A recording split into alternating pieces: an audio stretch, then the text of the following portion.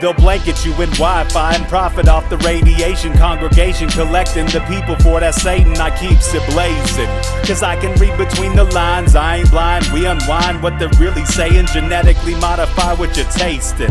Don't need that college promise, so now you live up in your mom's basement. Redesign time so your mind is always wasted. Programmed to crave the basics. Keep the beta in stasis. Pay the state, kid. You're in debt for being born. Messengers are more than just the price for being warned. Don't be alarmed, disconnect from their machinations. Stop subscribing to the folly of own nations. Bone breaking ain't the answer, cause they seek the ownership of souls. Spread the seeds and watch them grow. Break the chains of control.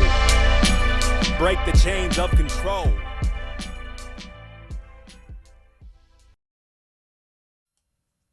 Sweet eternal balance of all that is good, true, and beautiful, friends. What a very special treat for all the rogue warriors out there that we get to talk with such a pure badass of truth and integrity who has worked his whole life in order to bring us content that does nothing but speak to our souls by the very nature of the one ideal it holds and achieves over and over again, and that is simply the truth. We are starved for it, and this beautiful man has created an empire of truth and an entire community of brilliant minds with which to package and dispense that truth to huge audiences who are so grateful for all that he does. The creator and music lover, the chef and culinary artist, the writer, the editor, and creator of The Last American Vagabond, Ryan Cristián. Welcome to Rogue Ways. It is an honor to have you here. How are you doing today, and did I pronounce your name correctly? You did, actually. Yay! That's fantastic. I'm doing great. That was probably one of the best. I appreciate all that. And, you know, I'm sure some would quibble at some of those things about me, but I thought that was pretty fantastic. Thank you. Because, you know, there's a lot of things people don't, chef, all that, the radio station. That was fantastic. Thank you. I'm honored to be here. I'm looking forward to the conversation. Awesome. It's such a pleasure, and I'm very excited. And I always like to start with a pointless question of the episode.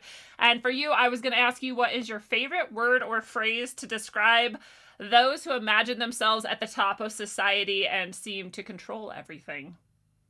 Well, today, I guess it's pretty much like technocrats, right? Like that seems to be the really obvious thing, but I'm sure I have some kind of a phrase. I mean, the elitists seems to be what I use the most. And the reason is funny. I've always said the elites just kind of because that's a common thing, you know, but what somebody pointed out to me not too long ago is that if you look the word up, I mean, which we always should, you know, there's a lot of that going on today where we use a word kind of colloquial in the community and we realize that we have a general use of it, but you look it up and it's like, it's a little different. Elite is like a positive term, right? So it's like elitists, which is very negative, right? It's like they think they are. And that's what I tend to be using about all these people because it is a centralized power circle of, you know, different groups, but they all have that elitist mindset, elitist technocrats. Let's put that. Yeah, I like that. I like to say psychopath class least recently, and it's similar. I think maybe we heard it from the same person. I don't know, but that idea was put in my head of like, why are you giving them this benefit of being called elite? Right. They're not. Derek says the predator class. I like that. That's a good one too. Yeah. Well, where did it all start for you? What was your young years like? Well, when I was I think when I young, I think I had dreams about being a football player when I was little. And I think as I got older, my dad he's a retired teacher and was always really passionate about writing. He's a published poet and everything. And that got me kind of excited about writing. I got a poem published when I was 16 and thought that was going to be everything. Then I've never again have I gotten something published after that, which is funny. But so it kind of got me excited about writing in general. And I started writing, you know, just random things, stories, whatever else. And that kind of went on for a long time. I always kind of fancied myself that I wrote poetry and whatever else. And then got into just the time when I feel like 9/11-ish area was when the big movement for everybody where we kind of realized there's a lot of deception going on. But before that, it was more just about cannabis as well. I was writing about and becoming interested in the cannabis law reform.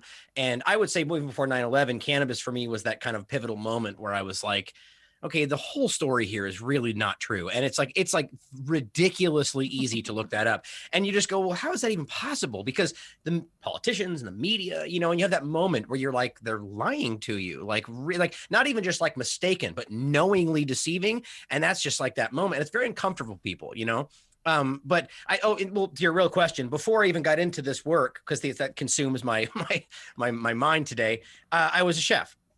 I got into working as just at kitchens because I didn't really know what else to do. I was a busser for a minute and then saw all the action behind the line and was kind of like, that's cool. Like, I want to see what that's about. And that was the worst decision ever. No, I'm just kidding. It's, for people that are in the kitchens, they know it's like when you're in the kitchen, you're like, you don't want to work here, man. No. Go get the money from the servers. Like, that's what you want. But so I love the power, the passion around it, and people, the camaraderie. And it was just it was, you blood, sweat, and tears back there. People don't realize how incredibly difficult it is to work in a kitchen, Truly. a fire in the, real kitchen.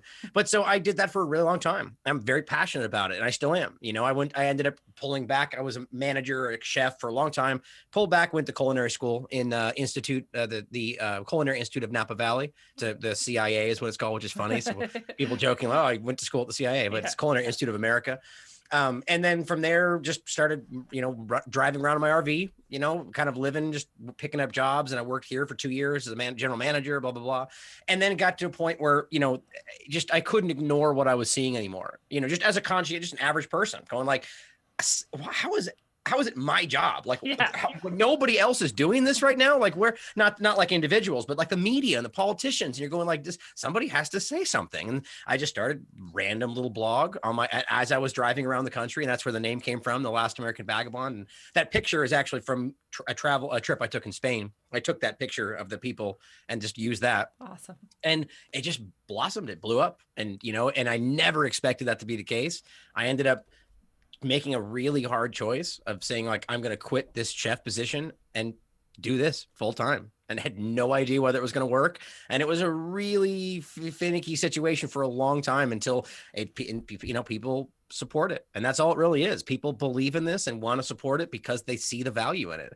I'm not hawking. I mean, I have shirts you could buy, but I barely even mention that, I'm not selling things. There's not like you get this because you signed up. This is what I said the other day on a show, is that they don't understand that. Like, they can't wrap their minds around how these people are willing to support you for nothing. And it's just like, and that's because they believe in it. That's what we need to get rolling, is that real passion, which I feel like was at least what we were told, the foundational concept of what we were as a nation, that's been stolen from us. Definitely. Wow, what a beautiful path. I really relate to the kitchen part. I've worked in kitchens a lot, and I actually have a friend who went to the CIA as well, but in Phoenix, I think. Yeah, they've broadened out quite a bit since then. It used to, when I went, it was just New York and Napa Valley, I believe. Oh, wow. Yeah, and she's the same. It's so funny because I think people, like you said, don't understand how hard and difficult kitchen work is, but also that community you're describing. You really bond through the blood, sweat, and tears, and it's like, oh yeah, I love too. Someone pointed this out to me, and one of my first kitchen jobs was like, we all wear uniform, and none of us know what our identity is outside of work. And I love that too, where you have to actually meet people and understand who they are, and you don't get to judge them. And that taught me a lot too about how most people are cool, and if you give them a chance without judging them, you can find so much treasure there. And I think that is something that's really cool about kitchen work too. But I love too, what I wanted to say is that I think there's a lot of people who look at kitchen workers and they think, oh, these are like the dregs, these are the people who couldn't make it somewhere else or something. And you and many people are a really brilliant example of how much genius there is hidden in any category of worker that you can find.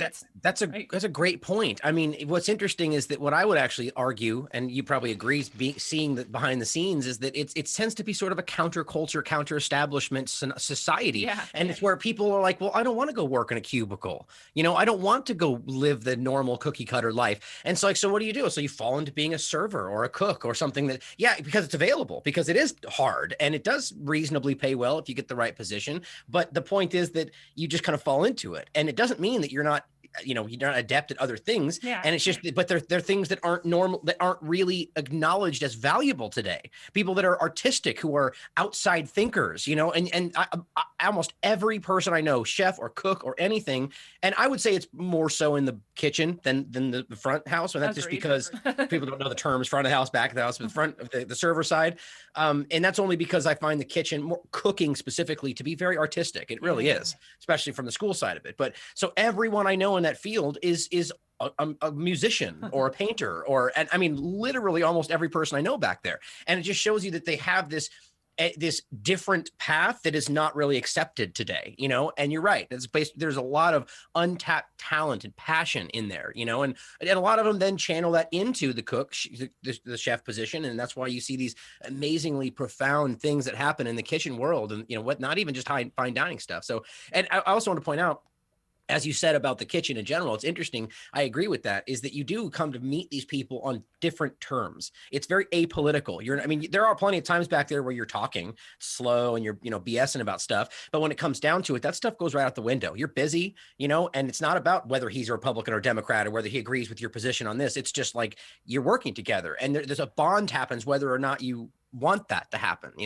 It's a lesson for life. It really is. And the parties afterwards are like the best parties because it's such a mix of people, and it's not that it's not boring ever. What we used to say is you party like a rock star without the budget, right? That's the cook's That's exactly right.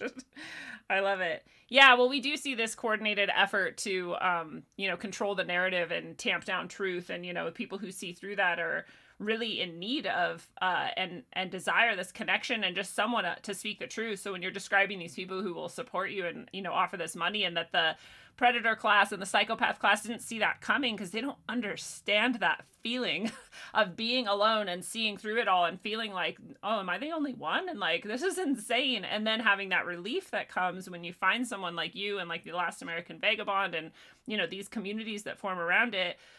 It's like this sigh of like, oh my God, thank God, and people are just like, please keep going. Like, we need this. So you really tapped this niche and this need, and you filled this role that people, I think, desperately. Oh yeah. Oh God. I mean, that's one of the first things I noticed is it's just people are thirsty for this. And it's, and that's what's so confusing to people. They don't understand. That's why this argument right now that, oh, well, the fake news is to overtaking the truth in the health community. And it's just like, what an ignorant argument. I mean, look, half the time they're pointing at us as a bunch of fringe weirdos in basements, but then suddenly we're powerful enough to overcome the entire medical apparatus. Yeah. It's just like, it's because we're telling the truth and we're pointing to scientific documentation, not just saying trust the science without showing anything. Yes. And the reality is that people are going, thank God. Like, I feel like I'm going crazy, and they see this, they see your work and they go, finally, there is somebody out there who's not some maniac making a bunch of subjective statements. They're pointing things out and they're giving me source material.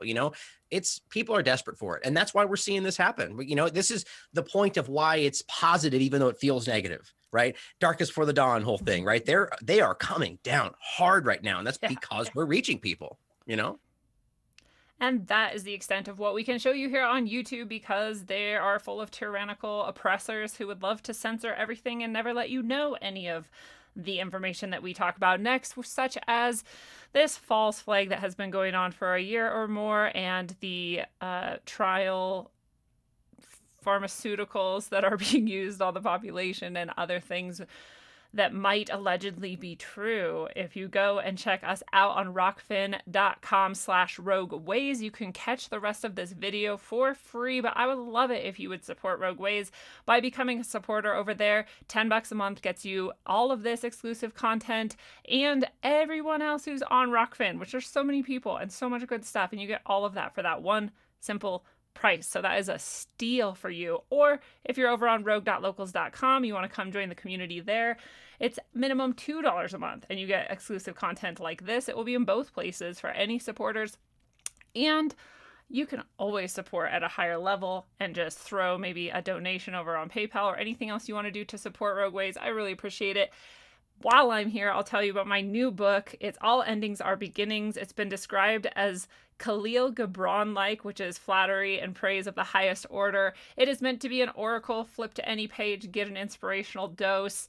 Super beautiful channeled work, and that is available on my site as a pre-order if you want an inscription from me. Or you can also grab it on Amazon. That's All Endings Are Beginnings by Lindsay Corey Sharman, and I am hopeful that you will come over to Rockfin or rogue.locals.com to catch the rest of this video, because we do talk also about AI, techno takeover, dystopian future, great reset, and all kinds of other stuff, and there's just so much good content there that we just can't share here anymore. So please hop over there. I'll see you guys there. Mwah. sycophants, ass kissers, shallow and empty fearmongers running on the spent fuel casings of a worldview that never existed. These are the talking heads and vomit-inducing phonies plastered around the shared space of our various media outlets. Their saccharine spew is meant to entrance, destabilize, cut down, and dominate our consciousness and coerce and cajole us into exactly the world that almost none of us would choose otherwise. We don't want to eat bugs, blot out the sun, and immerse ourselves in techno-chemical soup instead of clean air, bright forests, shimmering lakes, and fresh food straight from the beautiful dirt of this place called Earth. Turn off the empty heads and false narratives and connect with those who produce truth and integrity as a given, with the emotional and mental stimulation of a deeper current of humanity and connection as beautiful side effect. And until you manage your avenues of interpretation more intentionally, travel well, aim for balance, and always look inside first. Mwah.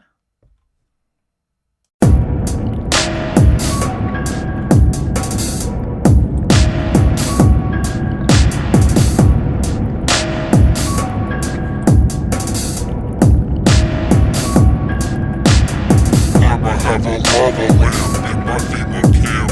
I'ma have a lava lamp in my FEMA camp.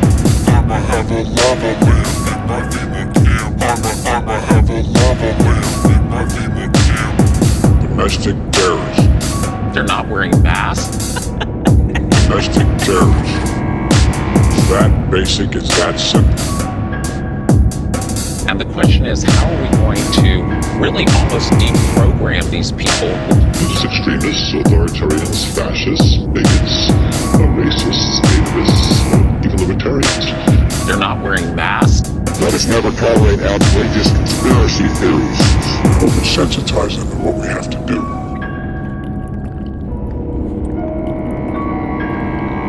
Potential for the disastrous rise of misplaced power exists and will persist. We've made it our mission to limit the spread of this disease and to limit the risks to lives and to our economy. We've been clear from the beginning that getting together in groups outside of your household that is not permitted is not allowed. I'ma have a lava lamp in my FEMA camp. I'ma have a lava lamp in my FEMA camp. I'ma have a lava lamp in my FEMA camp. I'ma have a lava lamp in my FEMA camp. And we need to make it clear to them that the vaccine is the ticket back to pre-pandemic life. And the window to do that is very narrowly. This nation, this idea called America, was and always will be a new world. Our new world. Today we're taking steps to confront not just the gun crisis, but what is actually a public health crisis. They're not wearing masks. You know the old expression about snitches? Well, in this case, snitches get rewards. We want to thank you for turning folks in and making sure we are all safe. Are you proposing taking away their guns, and how would this work? I am. I'ma have a lava lamp in my FEMA camp. I'ma have a lava lamp in my FEMA camp. I'ma have a lava lamp in my FEMA camp. I'ma have a lava lamp in my FEMA